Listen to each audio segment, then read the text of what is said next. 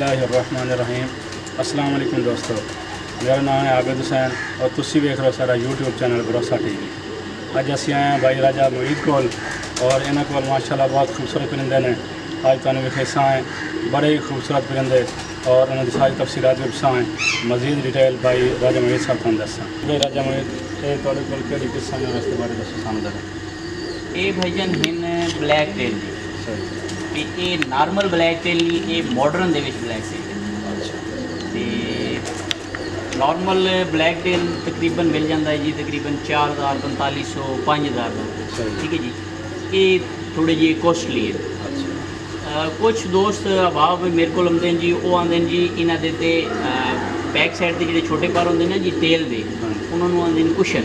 आते जी इन्हों के कुशन भी वाइट हैं। अच्छा। फिर भी ये क्यों महंगे हैं, पर इन्हों के जी पहले म्यूटेशन आई है ना ब्लैक टेल के मॉडर्न के खास तौर पर ब्लैक टेल मॉडर्न के उन्होंने कुशन जोड़ा होंगे वाइट होंगे। अच्छा। उस तो बाद फिर इन्हों की आपस म्यूटेशन जिस तरह के मैं तुम्हें पहले दसिया जी कि दो सैडल फरिंदे में आपस अलग अलग पेयर लगाए हुए। इसी तरह फिर इन्हों दी म्यूटेशन जी चेंज करा के क्रॉसिंग करा के फिर अजकल जोड़े आए ना जी मॉडर्न के कुशन उन्होंने ब्लैक आए।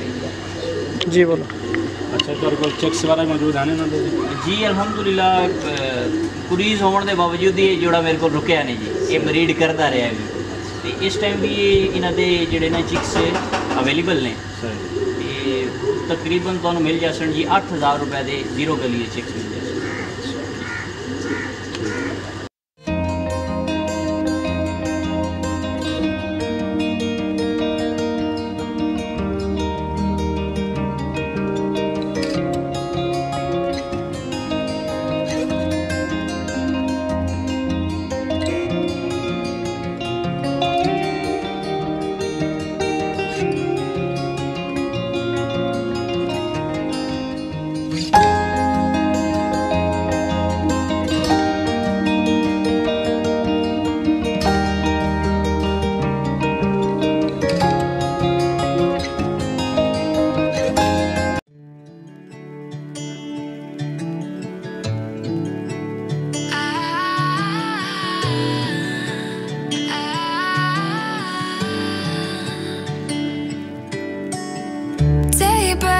And I'm burned by the morning light.